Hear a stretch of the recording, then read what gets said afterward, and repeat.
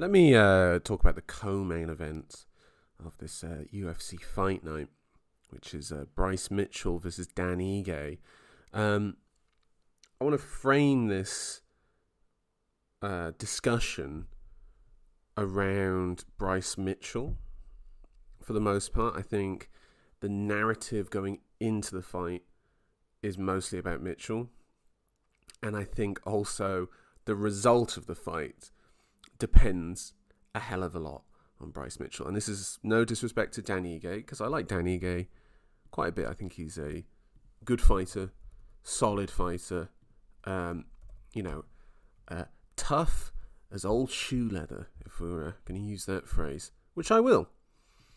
You know, he's got a good run. He had sort of went for the top. Ige fell a bit short. You know, when he fought, he had that sort of run of the loss to Zombie, lost to Josh Emmett, lost to Evloev, and then he came back and mashed Damon Jackson, and then he gave out that arse whooping to Nate Landwehr. So he's back on track a bit. And if I look at like the other significant losses in the UFC, it's Calvin Kattar for Ige, and it's this sort of like, okay, we know where the losses are for him, and kind of know where he'll win. And again, I think that frames nicely against Bryce Mitchell, who in his last fight against Ilia Topuria received an absolute arse kicking in the truest sense of the words. Like, he got absolutely mashed, fam.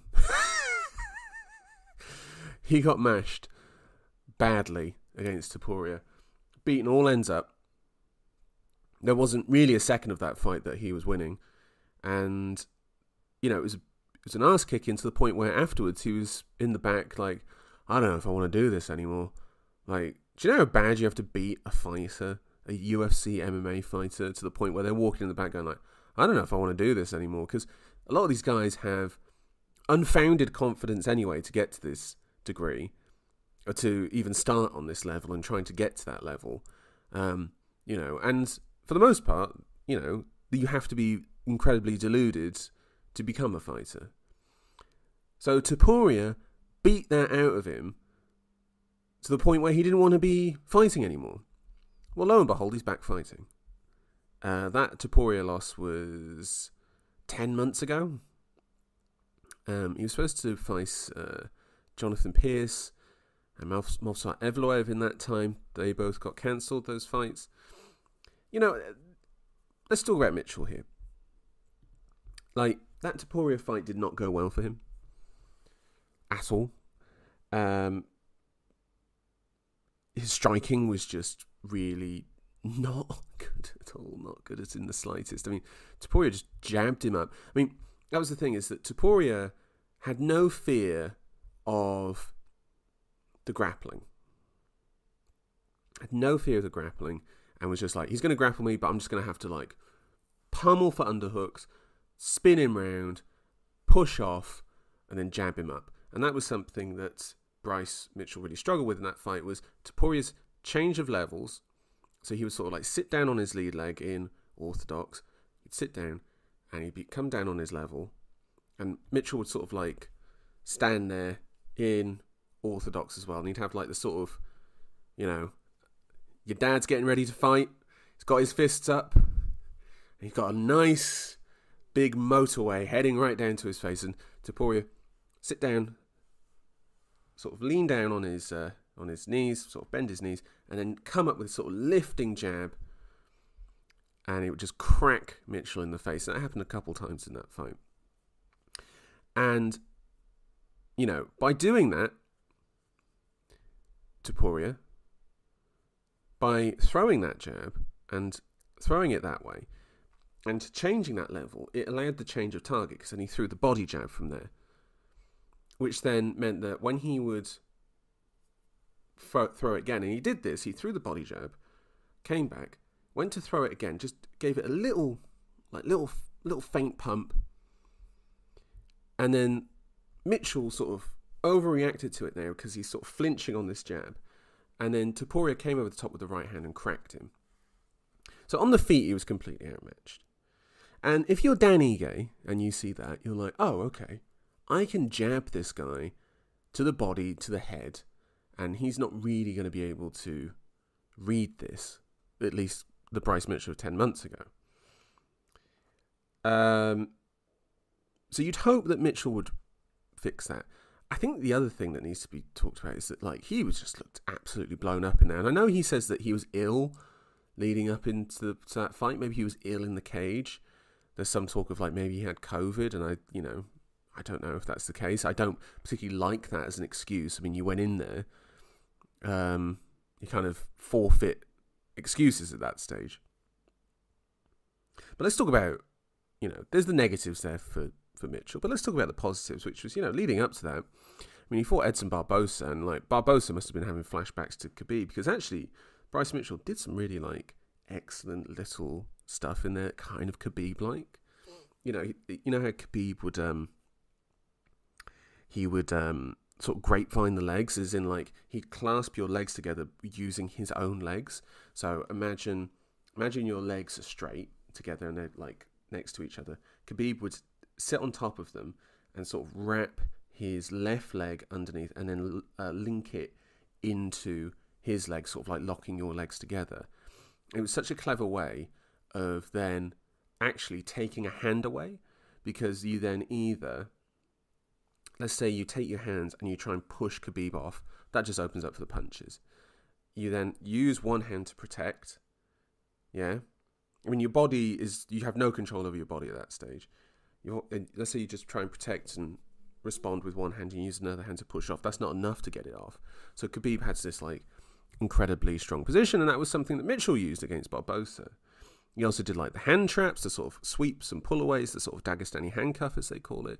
When you're going up for a mat return, or you're getting up and he gives the mat return by pulling the wrist away, and ultimately trying to trap your wrist behind your body or link it into, a lock that he can get into, like locking it against your body.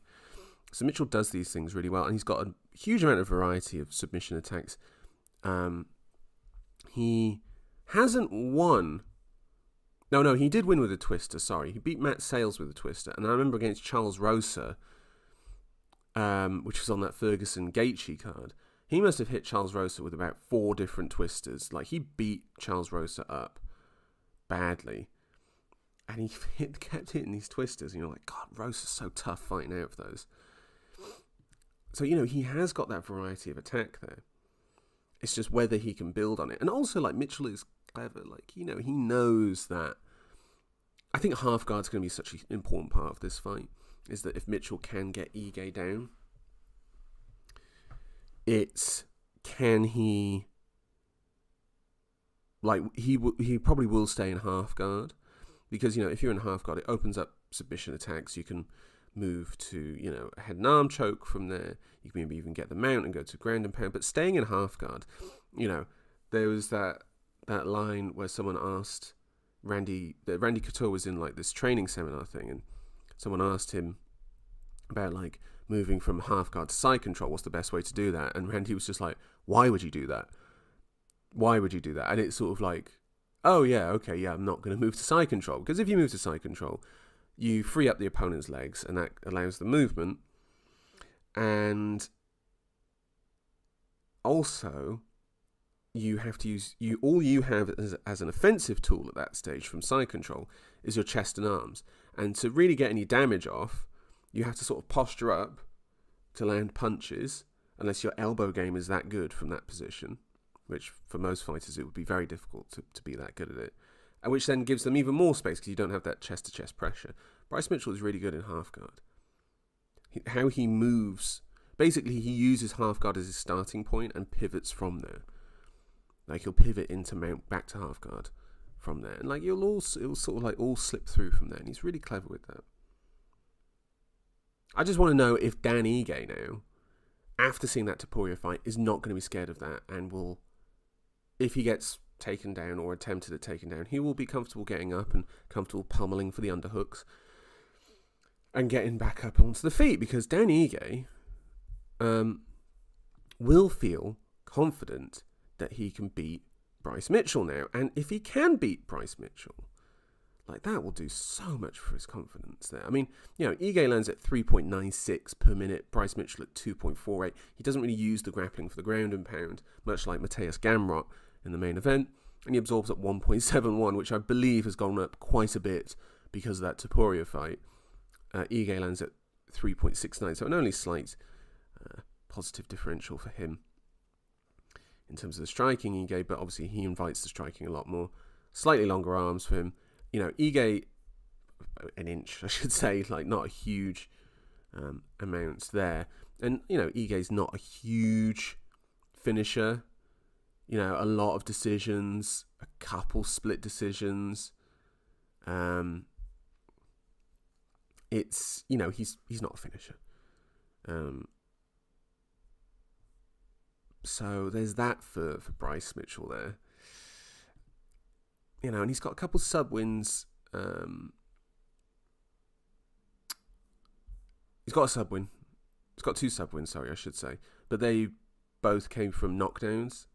So, again, I think even if he knocks Mitchell down, it will be hard for me to think that he would then sub Mitchell. I mean, it could be the case that actually Bryce could use the Charles Oliveira thing of like, oh, you knocked me down, oh, I'm just going to fall to my back. Come on in here. Go, give me a second to recover. All good. I mean, guys like that should use that. You know, and then on the off chance that the guy actually dives in, great. That's your realm. You can start working. In terms of making a prediction, I actually don't know. Part of me wants Mitchell to win because, you know, I think he's an interesting fighter. In terms of a personality, not my cup of tea, and I think that would probably be quite obvious, seeing as I am English and he is American. Yeah. I'm not entirely sure. I'm probably going to lean towards a Bryce Mitchell decision victory here. Get himself back on track and move him back up the rankings. And if you're the UFC, give him some favourable matchups. But, man, I think it's that Topuria fight exposed a lot there. Exposed a lot in his striking defence and his striking offence. You know, it just wasn't really there. His punches were so pitter-patter in that Topuria fight. And I know I keep going back to it, and I know I've gone over it before, but it really was quite illuminating, that performance from Bryce Mitchell. But I will lean towards him for a decision victory here.